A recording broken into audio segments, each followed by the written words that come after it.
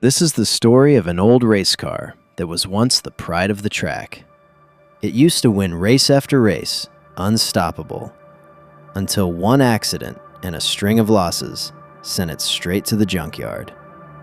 Years later, a girl finds it there, and from that moment, her life changes. With the help of this very car, she discovers her true racing talent. So yeah, let's start this story from the beginning. At the start, we see a car named Herbie, once the fastest and undefeated car on the track. It had literally never lost a race. Herbie and its owner had been on some wild, adventurous journeys together. But one day, Herbie got into an accident. After that, it kept losing races and eventually ended up in a junkyard. There, Herbie meets the yard owner Dave, and right from the start, they don't get along at all. A truck driver warns Dave not to mess with Herbie, saying the car has a lot of pride. When Dave tries to pull it off the trailer, Herbie spills oil on him. Dave chains it up and with the driver's help, drags it out.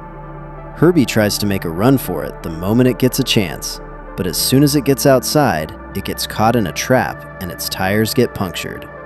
With no other option, Herbie accepts its fate and stays there with the other junk cars. A few weeks later, on the other side of town, Maggie Payton arrives at her college graduation riding a skateboard. She's got a degree in journalism. After the ceremony, she celebrates with her dad, who's super proud of her. She's the first girl in their family to graduate college. Maggie lost her mom when she was young, and her dad, Ray, mentions that her mom would have been really proud today. Just then, Maggie's friend Charisma shows up with a brand new car gifted by her parents for graduation. Maggie and Charisma are planning to move to New York soon, where they'll share an apartment and start their careers. Ray, who is a coach, invites Maggie to watch her brother Ray Jr.'s race. At the track, they meet Sally, the sponsor of the Payton family's team. As usual, Ray Jr. crashes while taking a turn during practice for an upcoming championship race. Honestly, he just doesn't seem to have that spark or talent. Later that night, Maggie looks at old photos on the wall and remembers her grandfather, one of the greatest racers of his time, her biggest inspiration. She had always wanted to be like him, but everything changed after she had a crash on the track and spent 2 years in the hospital. Since then, her dad has forbidden her from racing again. The next morning, Ray takes Maggie to get her graduation gift. He brings her to a junkyard so she can pick any car she likes. Meanwhile, Herbie spots Maggie and instantly decides it wants to go home with her. It tries to move toward her but can't because its rear wheels are missing. Just then, it's about to be taken to the crusher. Desperate Herbie honks to grab her attention, but Maggie gets interested in a shiny Nissan instead. She's about to make a deal when suddenly Herbie breaks free and crashes onto the Nissan. With no other option left, Maggie decides to take Herbie home. Back home, Herbie finally gets a new place. Ray does some basic repairs and asks Maggie to take it to the garage so Kevin can check it out. When Maggie sits in the car, the glove box pops open, revealing a letter from Herbie's previous owner asking the new owner to take good care of it. As soon as she starts the car, Herbie begins driving on its own, freaking Maggie out. She somehow gets it to the garage but nearly runs over Kevin. He's shocked and also can't help noticing how different and amazing Maggie looks. Kevin has actually liked her since high school, but they hadn't met since she left for college. Kevin promises to give the car a full makeover, but wants to test drive it first. As soon as they hit the road, Herbie starts blowing out a ton of smoke. Embarrassed, Maggie thinks about returning the car, but Herbie's not having it. Suddenly, it pops up and starts driving on just its back wheels. Maggie completely loses control, and when she snaps back, they've ended up at a sports car exhibition.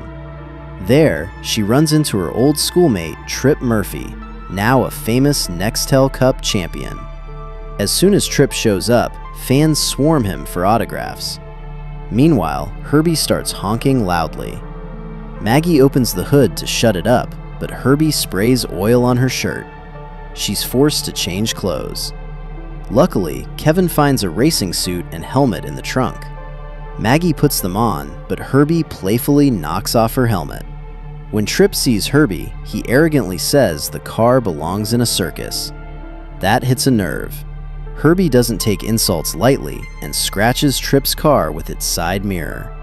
The crowd goes wild and suggests a race. Tripp immediately accepts the challenge. Maggie, though, panics and tries to get out and apologize, but Herbie locks all the doors and windows and heads straight to the track. Tripp follows right behind. The race begins. Even though Herbie is old and worn out, it gives it everything and manages to keep up with Tripp. Tripp tries some dirty tricks to push them off track. That's when Maggie's true racing spirit kicks in. She fully syncs with Herbie now, and Herbie, trusting her completely, finally lets her take control of the wheel. Now the two of them team up to take down Tripp.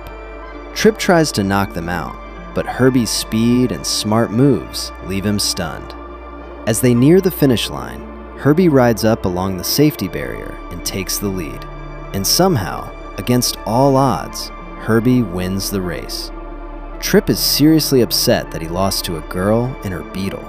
Back at the garage, Maggie tells Kevin that she always thought she could never win a race, but everything changed with Herbie. Kevin doesn't take her words too seriously.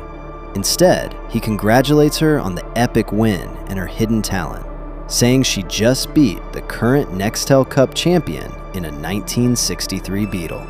The next morning, Maggie sees her dad and brother arguing. She finds out that due to the team's poor performance, they've lost another sponsor. At that moment, Sally arrives in her yellow Beetle. The moment Herbie sees her, it's basically love at first sight. Sally brings a videotape and shows it to Ray. It's footage of the street race. Ray is shocked to see that the old Beetle Maggie picked from the junkyard actually won. But he's also furious that Maggie raced again. To calm her dad down, Maggie lies and says it wasn't her driving, it was some guy named Max. From that day on, she starts using the fake name Max to hide her identity in races. Deep down though, she's celebrating her win. Meanwhile, Tripp still can't get over his loss. His friend Larry tries to tell him that street races don't really matter, but Tripp's ego is badly hurt. He says he's not letting this slide and orders his team to set up a 2-day race event. Kevin then shows Maggie the project he's been working on to upgrade Herbie. But Maggie says she can't race anymore because after her accident, she promised her dad she'd never compete again. The truth is, she had lied to her dad back then. Meanwhile, Herbie spots a newspaper ad about a race with a cash prize. When Maggie gets in the car, Herbie flips its hood so the newspaper clipping lands right on the windshield for her to read. As Maggie reads it, she realizes the prize money could help her move to New York. Kevin adds that if Maggie agrees to race, he'll upgrade Herbie for free, and if they win, they'll split the prize money. At first, Maggie is scared, but eventually she agrees to the deal. Now both of them start working hard to turn Herbie from an old Beetle into a proper racing machine. They wash the car, replace old parts, and Maggie begins training. After everything's done, Herbie even gets a sunroof. Meanwhile, Tripp and Crash try to figure out Herbie's secret. They want to know what's really under the hood.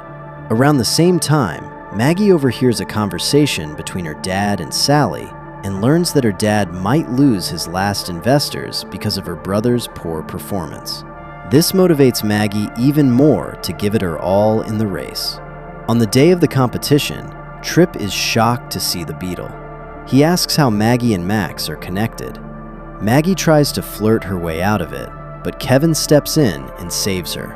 In the first round, dozens of cars race on the track, but only one winner will move forward. That winner will face Tripp the next day, and if they beat him, they'll win $10,000. Hearing this, Maggie and Herbie are all in. They defeat all their opponents and qualify for the next round.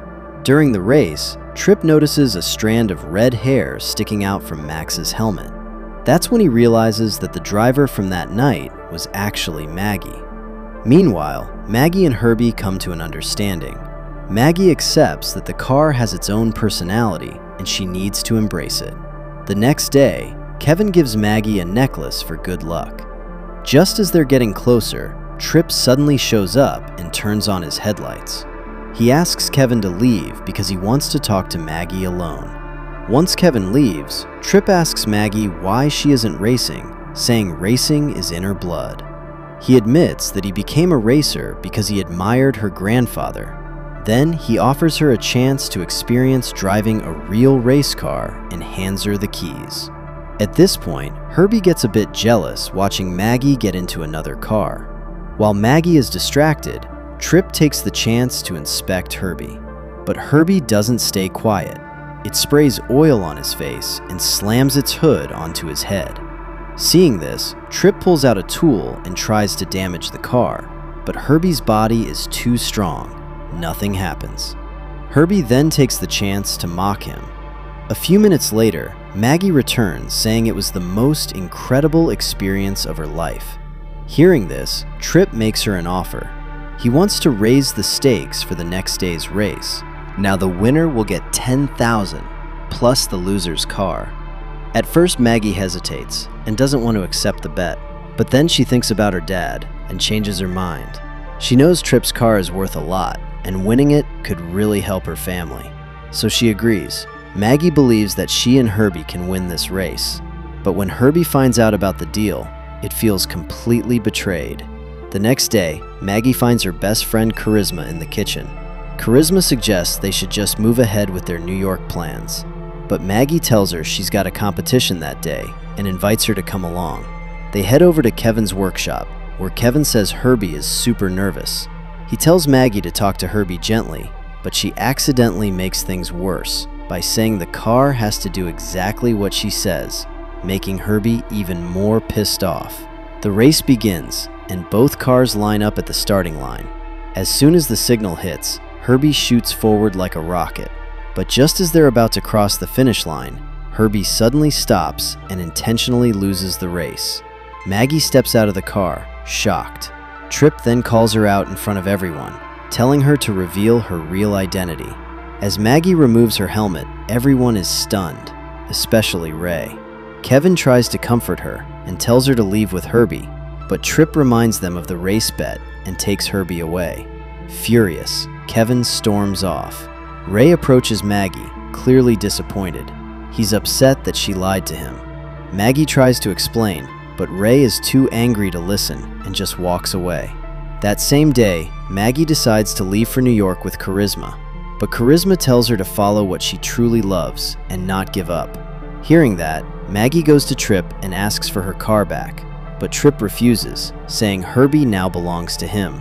In reality, Herbie has been taken to a monster truck show where it's going to be completely crushed. As the show begins, multiple cars slam into Herbie. Seeing her friend like that, Maggie tries to rush in, but security stops her. Maggie then meets the owner of the place and offers to buy Herbie back. The old man says if Herbie survives the show, she can take it for free. Just then, a monster truck rolls in ready to crush Herbie. Meanwhile, Charisma distracts the guards, and Maggie jumps down into the arena. She dodges cars and runs toward Herbie. Seeing Maggie, Herbie lights up. Hope returns instantly. Just as the truck is about to crush Maggie, Herbie suddenly jumps forward, pulls her inside through the sunroof, and saves her. In the next collision, the driver gets thrown out of the seat. Now the two of them try to escape. Herbie dodges every incoming car and avoids the massive truck chasing them. Using another car as a ramp, they leap over the truck and destroy it. After defeating everyone, Maggie drives Herbie straight out of the arena and takes it to Kevin's workshop. When Kevin sees Herbie's condition, he freaks out, but he's still ready to make things right with Maggie. The next day, they go to watch Ray Jr.'s race, but once again, he gets into an accident and is rushed to the hospital. Doctors reveal that he has lost depth perception in his left eye and isn't fit to race that Sunday. Ray Jr. tries to convince his dad to let Maggie race in his place, but Ray refuses. Maggie then speaks up, saying she's always wanted to be on the track, and asks why her dad doesn't support her, especially when her brother has crashed multiple times too. Ray responds that Maggie is just like her mother, and he's already lost his wife. He can't risk losing his daughter too. Meanwhile, Kevin tries to order parts to fix Herbie, but his supplier refuses until he clears his debt. Just then, Ray Jr. shows up and says whether their dad agrees or not, Maggie will take his place in the championship. Maggie agrees, but only if she can race with Herbie, so her brother gathers the whole team to fix the car in time. They replace old parts, add a new body, and completely transform Herbie's look. They even repaint it to make it race ready. When they arrive at the stadium, Tripp sees Herbie and gets furious, asking why it wasn't destroyed like he ordered. Larry tries to calm him down, saying he's secured a new brand deal, but Tripp isn't listening. He's now scared of losing his position. Before the race, Maggie decides to talk to Herbie. She apologizes and thanks it for never leaving her side. They line up at the starting line, grabbing everyone's attention. Watching Maggie on TV, Ray is anxious. He doesn't want her risking her life, but he's also proud. All the racers check their steering and safety gear. The commentator signals them to start engines. After 2 warm-up laps, the real race begins. At first, Maggie and Herbie fall behind, but after the first break, they slowly start overtaking everyone. Ray turns off the TV and heads to the track to watch his daughter race live. After the first pit stop, they're still going strong. Tripp is leading, but Herbie quickly catches up. Soon, other cars surround them. In that moment, Maggie hears her dad's voice in her head, telling her she can win. That gives her the boost she needs to push harder. Now the real problem hits. Herbie is running low on oil. If the tank isn't fixed properly, they won't make it to the finish line. The mechanics somehow manage a quick fix, but Herbie has to be careful now. Despite the damage, they get back in the race and slowly climb up again until they're right behind Tripp. With just half a lap left, only 2 cars remain in the lead, Herbie and Tripp. Tripp tries to shove Herbie off the track. During the struggle, a sticker on Herbie's tank starts peeling off. As Tripp prepares for a final attack, Maggie makes a sharp move, causing Tripp's car to crash into the wall and flip over. Then Herbie pulls off a never-seen-before stunt. They ride along the fence and surge forward. And just like that, they take the lead and win the race. Maggie becomes the first female champion. She celebrates with her family and friends. Meanwhile, Tripp walks around in frustration, saying that after all these years, that car is actually alive. After the race, Kevin finally gets his moment with Maggie. She thanks him for always standing by her. A few weeks later, Ray tells Herbie to come home early because another big race is coming up. And now that Herbie has found a companion car, it even decides to take her out on a date. So what did you think of the movie? Let me know in the comments.